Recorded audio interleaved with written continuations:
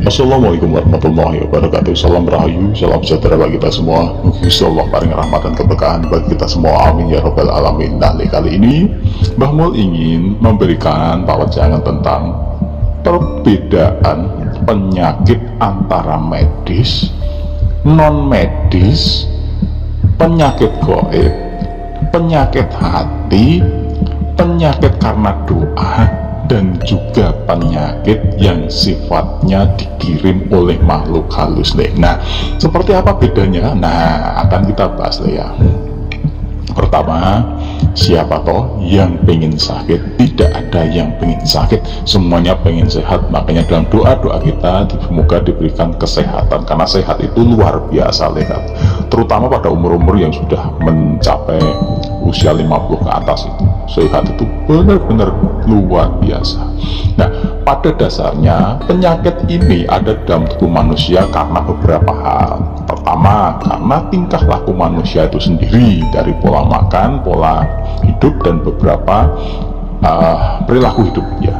Yang kedua, karena efek ataupun dosa ataupun bukan dosa ya, ataupun imbas dari perbuatan masa lalu yang bisa dikatakan sebagai karma. Tetapi karma ini terlalu ekstrim nih, bisa dikatakan sebagai sunatullah ataupun sebagai efek perbuatan masa lalu. Seperti contohnya ya cacat ataupun wallahu alam ya, nanti kita bahas nanti. Yang ketiga adalah karena faktor kutukan. Kutukan ini bisa dikatakan karena faktor doa seseorang yang teraniaya ataupun tersakiti, sehingga menjadikan datangnya suatu penyakit kepada seseorang. Nah, ini nanti bisa dibahas, dipersempit lagi ya. Nah, yang keempat ini adalah sifatnya adalah hukuman ataupun azab.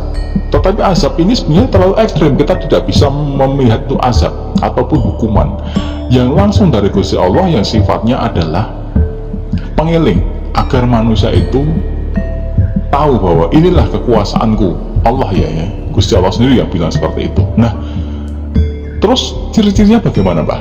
Nah, ciri-cirinya adalah kita bahas satu persatu. Nah, tentunya penyakit medis ini ya, medis ini hanya fisiknya seperti adanya kanker, ada kelenjar getah bening, adanya ambeien, adanya nun sewu, adanya wasir ambeien, dan juga usus buntu lah. Ini sebenarnya adalah penyakit yang sifatnya hanya sebagai simbol medisnya, tetapi di situ ada simbol-simbol lain yang memang oleh Gusti Allah sendiri sudah disimpulkan atau mungkin disimbolkan dalam wujud-wujud penyakit itu. Contohnya orang yang nuwun sewu, ambeien ataupun wasir itu didominasi adalah orang yang memiliki pemasukan banyak tetapi kikir, sulit ataupun susah untuk yang namanya bersedekah. Karena nun sewu, anus itu atau pengeluaran itu adalah simbol dari pengeluaran manusia. Jika yang masuk banyak, yang keluar sedikit, numpuk di ujung, nanti jadinya wasir. Nah, itu beda lagi dengan yang namanya penyakit medis yang sifatnya ginjal. Ginjal itu kan saringan ginjal itu saringan. Biasanya orang yang memiliki penyakit ginjal ini, dia tidak bisa menfilter ataupun tidak bisa menyaring omongan-omongan orang, termasuk omongannya sendiri yang cepat-cepat kepada orang lain. Nah, ini otak-atik gadok tetapi biasanya benar, karena setiap penyakit itu rumusnya rata-rata sama. Walaupun ini tidak dirumuskan dalam ilmu kedokteran atau ilmu medis, tapi tidak dimasukkan dalam ilmu titan ataupun ilmu yang lain. Nah, ini contoh penyakit yang medis Nah, sekarang penyakit non medis. Non medis ini adalah penyakit yang bukan dari medis tetapi tidak diketahui secara faktor kepastiannya Nah, apa sepertinya, Mbak? Nah, seperti halnya tahu-tahu dia tuh pusing, terus tahu-tahu dia tuh sembuh, pusing sembuh menjelang maghrib. Nah, itu sebenarnya penyakit non medis. Nah, biasanya penyakit seperti ini didominasi adalah faktor-faktor yang bersifat psikologi ataupun bersifat non fisik, ataupun dari penyakit yang berasal dari hati kita, kolbu kita. Seperti halnya jika menjelang maghrib kita tahu-tahu pusing ataupun tahu-tahu kok perutnya sakit belah kanan, biasanya ada sesuatu yang harus kita lakukan tapi kita tidak lakukan. Nah, itu ada yang sifatnya tahu-tahu pusing itu adalah pemikiran ya, dari otak dan pemikiran. Biasanya ada pemikiran yang harusnya kita lakukan dengan obatnya dengan zikir, tetapi kita tidak lakukan. Seperti harusnya cepat sholat maghrib atau apa, kita tidak sholat maghrib, seumpama seperti itu. Nah, ini adalah gangguan dari jin. Nah, jin ini sudah beda lagi loh. Jin ini adalah sifatnya adalah kiriman yang sebagai kurir. Nah, kita anggaplah sebagai kurir oleh orang lain untuk menyakiti orang yang sudah menjadi lawan ataupun menjadi satru atau mungkin jadi lawan dari orang yang dikirimnya. Nah, biasanya ini lebih dikatakan dengan nama santet ataupun teluh ataupun mungkin guna-guna ya, monggo yang memahami apa monggo. Tetapi di sini adalah sudah berhubungan dengan iri dengkinya orang lain ataupun kita salah. Nah, bagaimana ciri-cirinya? Ciri-cirinya sudah jelas. Ada paku di dalam badan, tahu-tahu sakit di dalam tubuh kita ada sesuatu. Nah, membuktikannya ini juga susah karena sekarang juga ada polemik dengan dukun, dengan dokter itu ya. Tetapi ini sebenarnya bisa dirasionalkan, yaitu ketika ada sesuatu di dalam diri kita yang tidak wajar, seperti halnya kita muntah paku, keluar beling, kawat dari perut, itu sudah irasional. Nah, kita lihat pekerjaan siapa itu, pasti adalah ulah dari beberapa makhluk yang memang dikirim. Karena tidak mungkin Gusti Allah ini memberikan paku. Gusti Allah hanya mengizinkan kalau ada paku di situ, berarti kita dalam kondisi salah.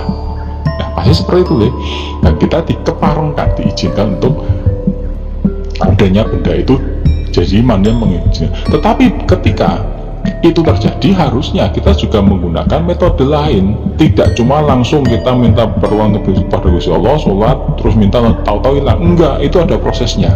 Pertama, minta istighfar. Yang kedua, kita mohon ampun, introspeksi diri, pasti ada kesalahan. Yang ketiga, ketika kita tidak mampu, kita harus minta tolong kepada orang yang mampu, karena itu ranahnya bukan ranah orang awam, orang yang memang tahu, bisa ulama, kiai, ustadz, ataupun ahli ruqyah, ataupun pada dukun. Nah, dukun di sini ya dukun dalam tanda kutip ya, dukun asal dukun ya. Nah, itu yang keempat adalah penyakit yang berasal dari azab atau mungkin hukuman dari Allah kepada umatnya. Bisa dikatakan karma, tapi ini bukan karma terlalu ekstrim ya, tetapi dikatakan sebagai penyakit yang diakibatkan oleh kesalahan seseorang di masa lalu dan berimbas pada diri keturunannya. Nah, ada nun sewu ya, ini nun sewu. Biasanya orang yang tahu-tahu punya anak yang nakal sama mama, bisa jadi dulu ini adalah mengeling-eling bahwa orang tuanya dulu adalah orang yang tidak mapan, sering membantah, untuk mengelengke bahwa dia dulu pernah kecil. Gusti Allah sendiri memberikan hukuman berupa anak yang nakal, yang nantinya tugasnya adalah orang tua itu sendiri untuk mendidik agar tidak nakal dan menjadi anak yang soleh. Mungkin seperti itu. Terus punya penyakit yang sifatnya menaun, batuk menaun, anaknya kok setelah subuh-subuh masuk rumah sakit. Mungkin Gusti Allah sendiri memberikan bahwa dulu orang tuanya sering ngegas, sering memarahi orang lain, sehingga orang lain sendiri sampai terbabat, terpojok. Nah, dengan diberikan anak yang sakit, mungkin Gusti Allah sendiri memberikan hukuman bahwa oh dulu kamu sering memojokkan orang lain. Mungkin seperti itu. Wallahu alam, semoga kita tidak berada di kondisi yang seperti itu. Wallahu alam, semoga ini bermanfaat.